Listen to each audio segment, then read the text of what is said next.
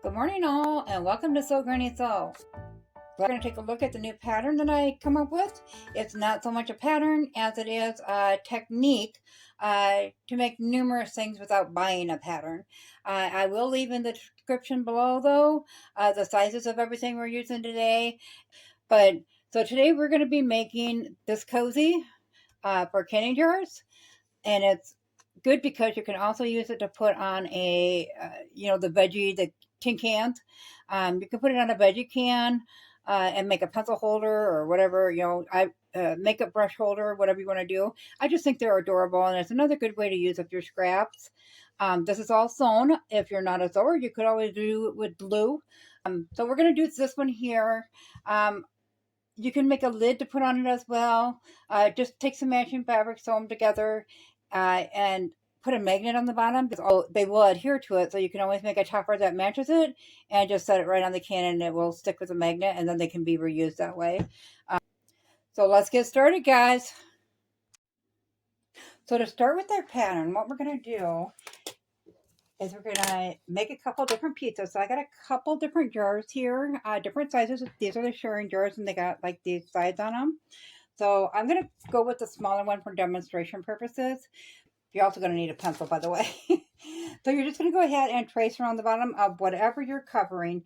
We do want to go on the outside, I guess, here, to make sure that once we get that seam in there, it still fits good. Wow, this is not as easy as it looks. Okay, so then you're going to go ahead and you're going to cut that out, and that will be one pattern piece. So we're just going to... Now, if you don't want to make them per shape, all you have to do is just take your rounded part out of your jar, that's totally round, and just measure from side to side. Find the center of this and set that, and then you would just draw your circle, and that would give you that pattern piece as well. Next up, we're going to see how tall we want this to be. So I am going to go up to the top. It will have the canning lid on it, of course. So we'll go up to the top. So we're going to need the full width around here. And as you can see, I guess it is going to reach on this one. Okay, so all we're going to do is turn it this way so you can see better. Lay it down there. Mark the top of your jar or your basket or whatever it is you're doing. Okay, then we'll put our ruler on there and we will connect those lines. Now on each of these pieces, you're going to cut them out one size, but when we go to put it on the fabric, you're going to leave a 1/4 inch seam allowance. So if you want, while you're still here, you can take your ruler, find your 1/4 inch from the outside seam, and just put that on to begin with. So you would just draw that around instead of cutting it out and then leaving it on your fabric without knowing exactly where it was. So this one's pretty easy to leave that seam allowance, just to go ahead and mark that line on there. And then you will just cut that out on the straight line. So I'll get that done and I'll meet you back here. Well, we have our pattern pieces cut out here. So now it's time to cut our fabric, the fun part finally. So you're going to need a liner and then a piece of fabric. Now, if you want to use 2 fat quarters, that is totally fine. You can do that. I'm just going to line it. I have a little piece of white. It has a couple stains on it. It's kind of an off-white. So I'm going to use that piece out of scraps. And then I'm going to make the outside. I like the vintage color build of fabric. So I'm trying to decide what fabrics. I think this one's going to be a little too bright to put in this. So I got a few different ones. So I'm going to go through and I'm going to decide which ones I prefer to put in. You can do any size you want. You just have to get it to the length of this pattern piece. So it is going to shrink down with the seam allowances, of course. So I think I'm going to use the ones that are laying out, put them in order. And okay, so when you're picking out your fabrics, just go in any random order. I'm just trying to use up more of my scraps so I can get this barrel done a little bit. And I thought how fun this is going to be to share jars with the covering on them. And I'm just using scraps up, so it's no cost really in the end. But you're just going to mix and match them until you like them. And then we'll go ahead and we'll match. So we're just going to take and work down our row. So we'll just take the first one and put that with that one, right sides together, and go ahead and do a 1/4 inch seam. Open that up, fold it flat, put on the next one, and continue to do that until I got it all finished. I have the fabric done here. So those are the colors I decided to go with. And I did put the ends, that way when I gotta sew that last seam, it's just one continuous piece across there. It'll appear to be. So you're gonna go ahead and lay your pattern on that. And because you can't cut by the paper, we're gonna go ahead and use this and line that up with the edge of your pattern. And we'll go ahead and trim that excess off.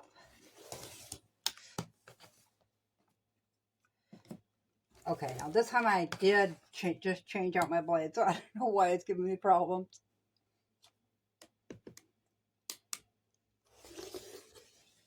Okay, then we'll trim up these ends. Piece of fabric, and that's just going to go around the jar like that. And as you can see, we overlap back here, and that is why I use the same kind of fabric. That way it'll just be one continuous piece back there. So next up, we're going to go ahead and find some fabric for that that matches these. I did not have any in my scrap bucket, so I'm going to look in my bigger scraps. So you can just find a 4-inch square that is of a light color to something you're using. I think that one would be just fine. Pin that down and then trim the, get that cut out. So I did leave seam allowances on all my pieces. I did just go ahead and add them to the pattern piece. That way they're already made. Then we're going to take this and start. I just like to start right about here when I'm doing something like this. You're going to put the right sides together, and this is going to go on the inside. So I'm just going to start right here in the middle because that's going to be the easiest to work with. And we'll line that up, and then we'll go ahead and sew a 1/4 inch seam all the way around and just keep adjusting as we go around. Okay, so I started sewing it together, and each time you get to a corner, you're going to lift your presser foot. You're going to bring the other edge of the fabric around and line that up with that. Go ahead and drop it down, and I'm just taking a small seam here.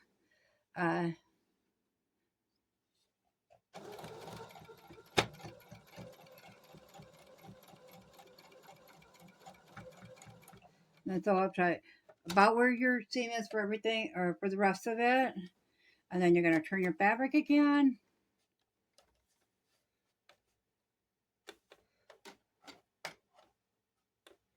Okay, now when you get to the end here, the piece you're sewing around it, you're going to want to stay back a little bit because we're going to have to sew the seam together here. So you're going to go about a 1/4 inch away from that. And then you're just going to backstitch. It's going to look like this. So we'll go ahead and we'll line these up together. I'm going to pin these in place because of the way it has to be held together there. Okay, so we'll go ahead and get that sewn.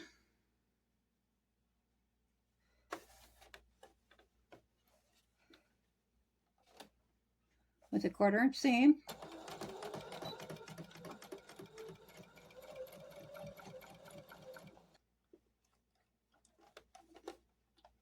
And you can do this in reverse order and sew the seam first.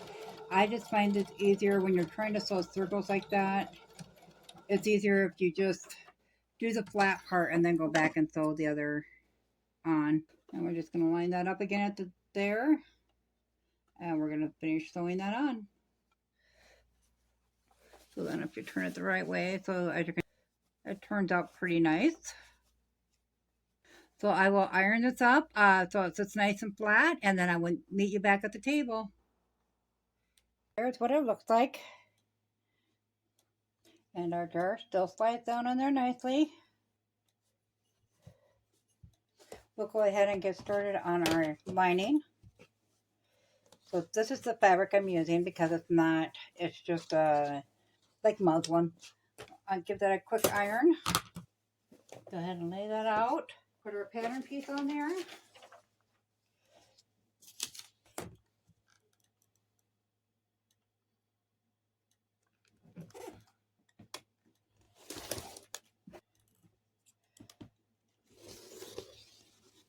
Okay, and we'll go ahead and also cut out one of these, and we'll do that same process that we did for this part.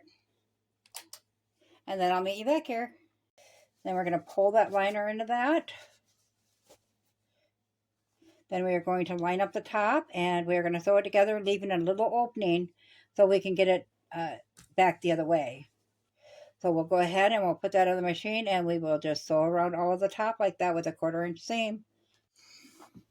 Okay, so once we got it done, we have our opening, and we are going to take that hole there. I might have made it a little bit small, but we're going to go ahead and pull our lining and cover onto the right way.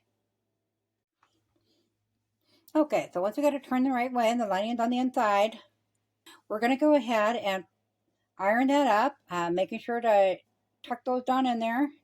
So we'll iron that nice and even, and then we'll go ahead and we'll take a top stitch around there. I think they turn out adorable, you guys. If you wanted to, you could put a handle on it, or you could actually put a ribbon around it. Let's try that one, because I think that'd be really cool too. So if you wanted to, you could go tie a ribbon around there.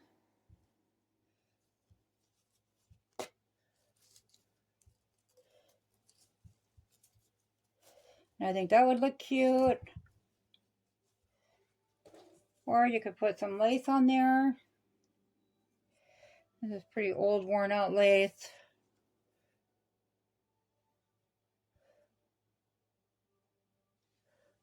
That would look cute. Or if you want to just attach a bow, you could always just attach a bow as well. And that would be darling as well. So what do you think, guys? So this is just for the jar. I don't know if you got a chance to see that little decorative. It's kind of like a snowflake stitch. It's one of the functions that or one of the stitches I have on my sewing machine, and I'm just in love with that one. It's so cute. Looks like a flower or a snowflake or something. Okay, so we'll go over it a little bit. I think I'm going to do the lace with the ribbon over top when I finish that off. If you were trying to make a liner for a basket, all you're going to do is lay your fabric down. You're going to pick this up, or you can fold it over like that, and you're going to draw a line so you know right where the top is at. There. So if you draw your line diagonal out, you can kind of get a feeling when you pull that up where that diagonal line is. You're just going to gather that. Get that straight up there. And then you're going to sew on that diagonal line. And then you can just snip off that extra fabric. Then it's more form-fitting. So once you get it all sewn up, so you got all 4 corners sewn up, and at the inside out, of course, your seams are going to be on this side. So you're going to flip it over and then put it in this way, and it will have the 4 corners sewn in. So you can make a liner like that. If you know, a lot of times they do canvas liners. You have the canvas liners in these baskets like this. So you can put a tie on the outside edge, which really helps hold these in place from somebody who has a lot of these. It really helps hold them in place if you have the tie on there, because they tend to slip back in if they're not like filled like this one is. I go on the outside. I would suggest not trying to do the octagon like that. I would just go round with it. If you make it snug enough, as you can see, it's going to show the shape of the jar either way. So for the lid, now this one doesn't have batting on because it was too tight, but I think I like the texture of how that feels just with 2 layers of cotton. I think I would leave the batting out on the jar, but if you want to give a little arch to the lid, you could actually put batting in the lid pieces between the pie fabric and then your liner. I would put just a thin layer of batting in there, and maybe quilt it in if you want to make it look cool. And then if you wanted to, you could put the bow on the lid with a ribbon on. And like I said, just put a magnet on the bottom because it's going to stick right to them jar lids if you do that. Tell me what you guys think below. I'm not the best drawer, but I did make up a few things here. So this is the one we just did. You could go higher up with the bag and put a drawstring in it and make a bag that closes. You could also do a petal top on it and do a handle with a ribbon that ties. This was the basket liner we discussed. You could do a bowl cover just by going on the outside, such as one of these, but you're going to make it in the size and shape of the bowl. You could actually do a pocket with this and to put a device in, a Kindle or something like that. And then you could actually make a sewing machine cover. All you need is your measurements. I know a lot of people buy patterns and so forth, and I do. I own maybe, it's definitely less than 100, maybe around 25 to 50 patterns, and I got a full 4 quilting books, and that's all I own, and that's clothing, quilting, crafts, everything. That's all I have. Because when you look at something, you can always vision in your mind what you want to make. And I think everybody's kind of blessed with that part. It's how to make it that it comes. It's a little bit harder to pick up on those techniques.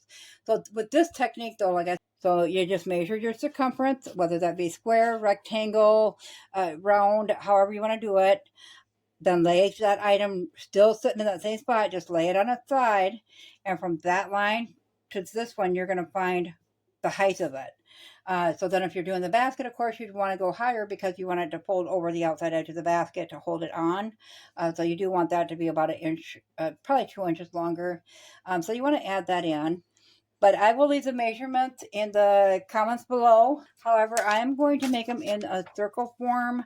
I can leave the measurements for these, and I'll just draw a circle out of this size and tell you what how big of a circle that was, the circumference of that circle. So you got a couple pieces to get started. These are pint jars. The quart jars are a lot bigger, but I will definitely leave the size for the quart jars as well in the description below. I hope you all can find this useful. Be sure to give it a try because it's another great way to use up that scrap fabric. It turned out cute, actually. So comment below what you think. Let me know if you're going to try that. I appreciate y'all watching. Give it a big thumbs up if you found it helpful. Thanks, guys. Have a good day.